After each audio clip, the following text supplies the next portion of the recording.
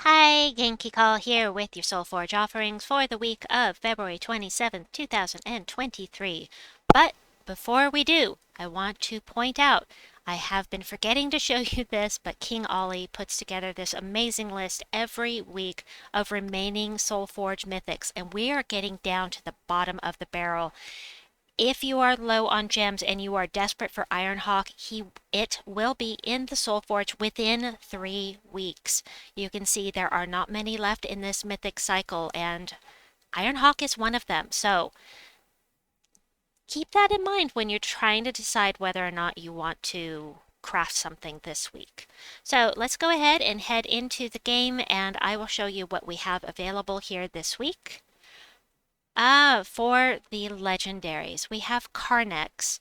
Carnex, it creates 5 skulls, then explodes 10 skulls, and gains a bunch of armor. Really good to run at the front of the team. Skull damage reduction by 25%, impervious, so it's immune to all of the status effects except for curse, and once you curse, then it can be stunned. And adds 25% of armor to skull damage. So whenever you cast here, you're adding all of this armor. He can be devastating to the enemy team with skulls. The problem is he has a 15 mana cost. However, if you're using Mechanist class, it's more like 8 instead of 15. So, that makes him a bit more viable. And when he starts casting, he gets a ton of mana for the team. So, next up, we have, no, that is a mythic, right? That's a mythic? No, he's not. Okay. I always get him mixed up with the mythic from Forest of Thorns. Okay, so the next up is Gloomleaf. He steals armor and 5 attack from all enemies. Yeah, I mean, that really adds up. Plus, he reflects 50% of skull damage, and if you hit him hard enough, you can actually kill your own troop with that kind of reflection. He's also impervious, just like the last troop I showed you. Next up, we've got the Werestag. Now, the Werestag, so he does lycanthropy, but on the right team, this can be absolutely devastating because there's a troop that can take all of those purple gems and turn them into doom skulls. Ooh, it's very nice. I don't remember the team. I think I have it. I'll try to remember to make a video about it, but he does true damage to the first and last enemies, and he creates 3 doom skulls for each lycanthropy gem on the. That's what it is. Okay. See, I wasn't actually reading it. It's been so long since I've used it because I hate lycanthropy gems. But if you have the board flooded with lycanthropy gems, you create a bunch of. I mean, you flood the board with doom skulls. It's beautiful. Love blowing things up.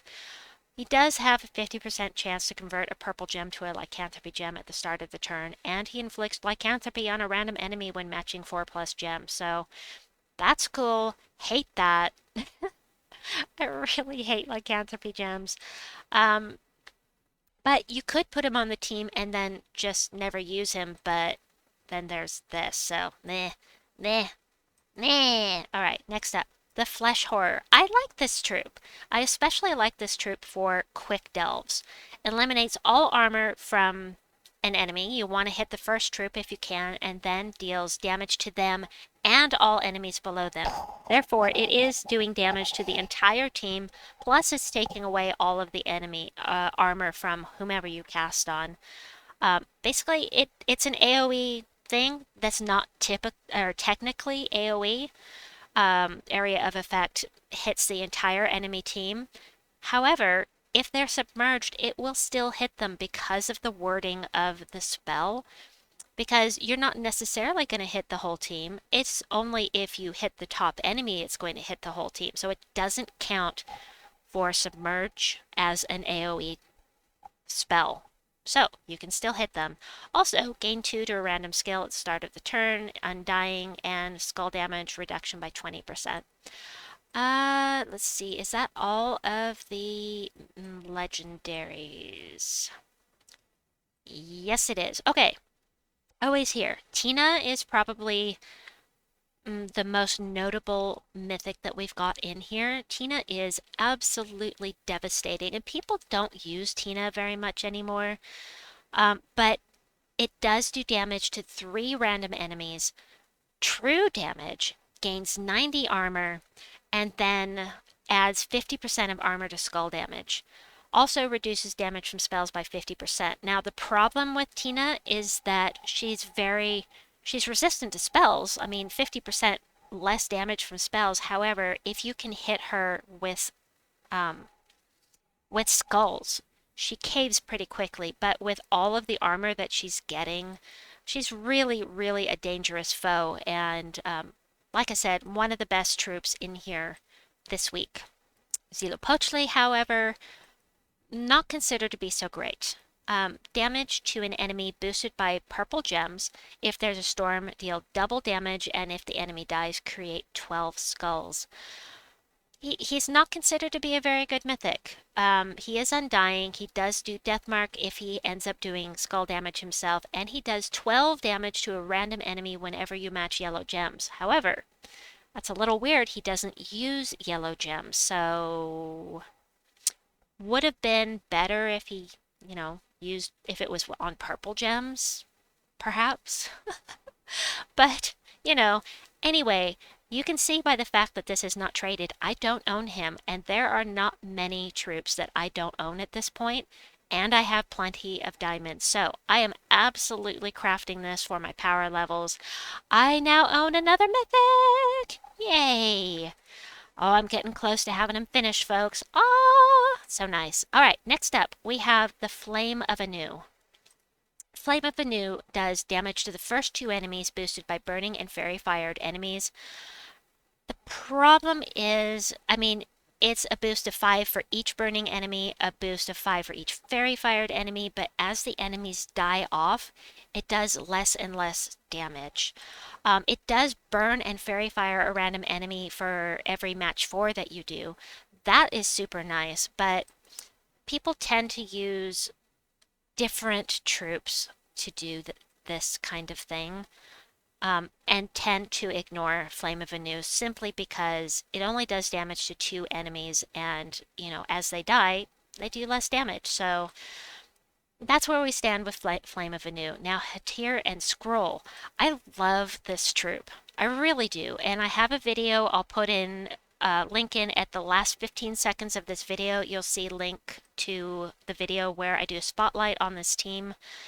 It's a really slow team. It's slow, but it's fun, and sometimes it's good to just slow down and strategize. I enjoy that sometimes, and this troop is good for that. It's going to convert all green gems to purple gems, just call it purple gems, and all yellow gems to doom skulls. Now, if you're running this with something that then takes those purple gems and turns them into skulls, that is beautiful because the lycanthropy gems won't stay on the board. They're immediately going to be turned into skulls, and you can just kill off the enemy. It's great. It is impervious, and got a little boost here for beast allies. And the team that I put together is with all beasts. So always here, always here, always here, always here. Okay, we are done with that. Next up, the weapons. Oh, okay. So we've got a doom in here. The thing is with the dooms, is that you have to be able to level them up. In order to level them up, you have to have forged scrolls. Now, there are forge orbs now, the orbs of forging that can help you level these up, but it's still going to take a long time. And as far as the doomed weapons go, you really want to go for the ones that create the doom skulls first, unless you have unlimited diamonds. They're expensive to craft, but this does heavy splash damage to an enemy. So you're going to hit an enemy, the adjacent troops will get 75% of that damage. So it's 25% less, but it's better than regular splash damage, which only does 50%. It stuns all red enemies and cleanses all red allies, and explodes 4 gems. You get some mana gen out of this. It's really not too bad as far as doomed weapons go. I need it. I'm going to craft it. I have plenty of diamonds, like I said. Next up, we have the Staff of the Wild. This is one of the nice cheap weapons. Also going to craft this. Remove all brown gems. You will not get any mana out of it, but you will deny that color to your enemies. Then you're going to do damage to the enemy boosted by those gems removed, and if they're from Wild Plains or if the battle is in Wild Plains, deal double damage. Oh, yes, must craft. Craft, thank you. Must have all weapons. Getting weapon blocked is the worst. Ignore all of those. Ragereaver. I love Ragereaver. Ragereaver is amazing. This is the Nimbus bow for Wild Plains, basically, for the Tauros. So this is the weapon that you would use with Ferocity. Ferocity is the equivalent of Finesse, but it's Tauros instead of Strix. So you have a team full of the Ferocity and this weapon. It's fantastic. Absolutely recommend getting this if you're going to use a full Tauros team with red on it. It's a really good weapon and I definitely recommend it. Next up is the Primal Axe. This one is based on Wild Plains allies, specifically from the One Kingdom. Damage to an enemy boosted by Wild Plains allies. Then create a mix of 6 green and red gems for each Wild Plains ally. So this one's green and red. There's lots of green and red at Wild Plains. So, you know, in general, it's better to go for something that is class specific instead of kingdom specific. However, I am using this in the world event right now and it's very, very handy for the world event. Already went over that. Horn Cleaver. Oh, Horn Cleaver. Now, this is really good to run with Ferocity and Ketris the Bull because it's going to create the green and it's going to create brown. This is the right one, right? So green feeds. Wait, maybe I'm not thinking. Maybe this isn't the right one. I thought it was. Horn Cleaver that did it. Yeah, I think it is. Okay, Horn Cleaver. Anyway, the green feeds Tetris, and then the brown does not feed Ferocity. However, it will create match fours to boost your whole team with that third trait. Anyway, that one, and then Wild Cleaver, which is a must-have weapon to me specifically, me personally, because of the way that I like to play the game. I love these explodey weapons that summon as well, and they also grant a random status effect. I do it based on colors rather than upon what kind of troop it will give a random status effect for, but I love these weapons, and for me it's a must-have. So anyway, that is it for this Soulforge video. I hope that you enjoyed it. Please like and subscribe, and I will see you folks soon. Bye-bye!